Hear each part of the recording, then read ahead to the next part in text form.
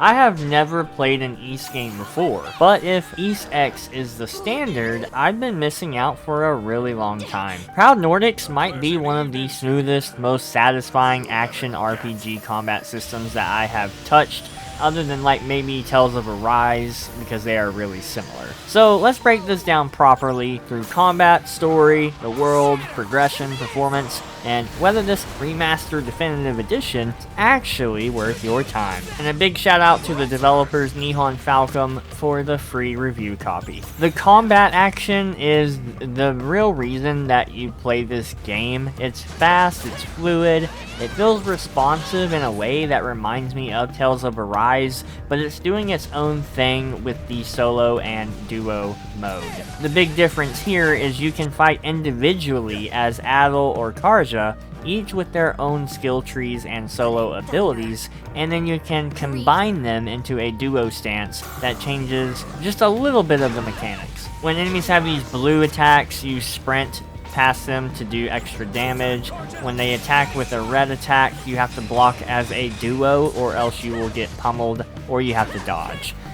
There is perfectly timed blocks as well, so you can parry, which builds your special meter even more, and you can unleash high damage counterattacks. It actively rewards timing and positioning. You're not just button mashing, you're reading attacks, managing spacing, deciding when to commit. It feels really incredible, and the cool thing is, like, you don't have to master these systems, but you can efficiently clear combat faster by doing so.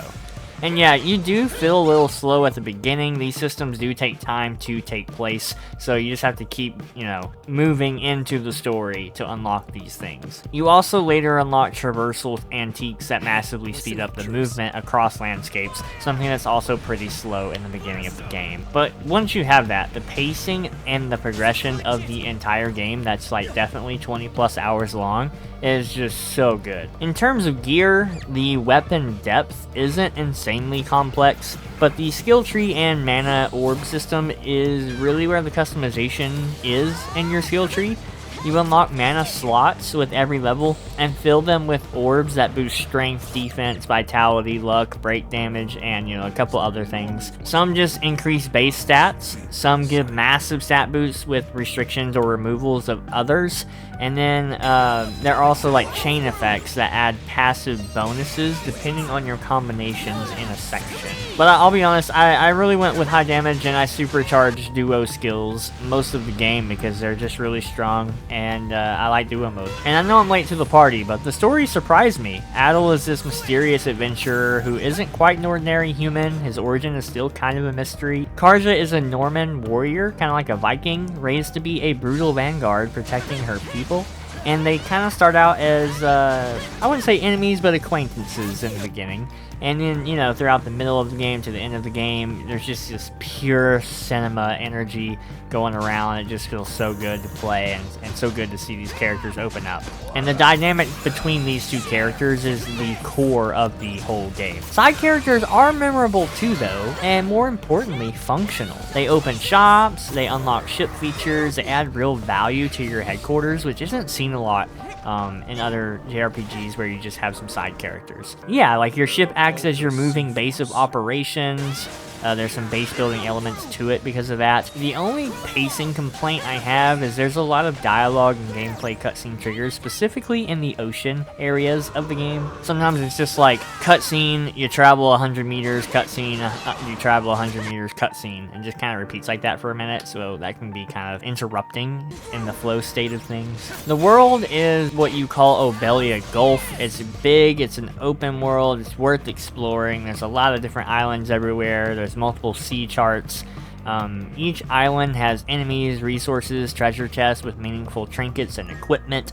Geologically, the islands are distinct, but they share similar textures, so visually you sometimes feel repetition, even though the layouts are different. Traversal is fun though, especially once you unlock those faster movement tools. The game also doesn't heavily encourage revisiting old islands with new abilities because most of those areas are story contained into what you've already learned. That may disappoint some exploration purists because, we all appreciate having to travel back to use the new things that you have learned, but most of this does not have that. So let's talk about the ship combat too. It's fun, but not like genre defining. You know, Assassin's Creed Black Flag sets the bar for ship combat, and you know, this is just your typical just arcade style of combat with your ship. As you rescue people, you do unlock better cannons, rockets, and other options to deal with ships, so like early on it's pretty engaging.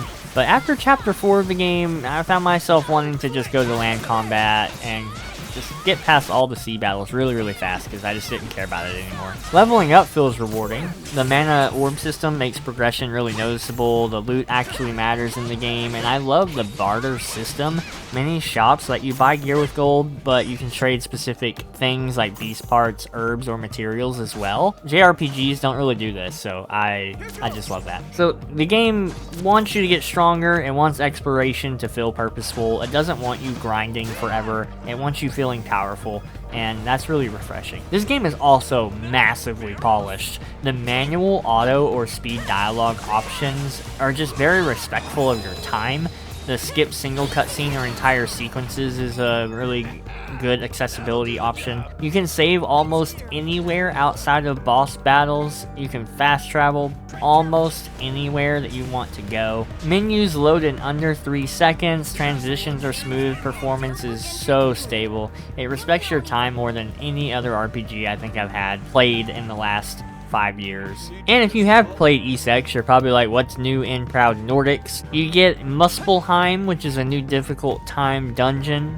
Mana Hold, it's a new environmental ability, but really you can only use it on the new islands you unlock. Honestly, that's like not that great. Olan Island is a brand new island. It opens brand new story content for you, and that is like with Karja's cousin and his shield sister. So like that storyline is honestly really cool and fun to explore after you beat the main campaign. There is Bergen Coliseum, which is what you would expect out of a Coliseum and fighting monsters over and over. Mana Ride races, extra ship challenges, integrated new storyline elements just throughout the entire game, quality and performance modes, and all of the base DLC is included from the original game, which gives you a lot of goodie bags with cosmetics, items to level up your party faster, things to level up your gear faster, things like that. I beat the main campaign in about 20 hours doing light side content. There is a New Game Plus, or you can like unlock things after you beat the campaign and like right from before the final boss fight and do like in-game dungeons, the extra challenges, all the extra side content you unlock from that.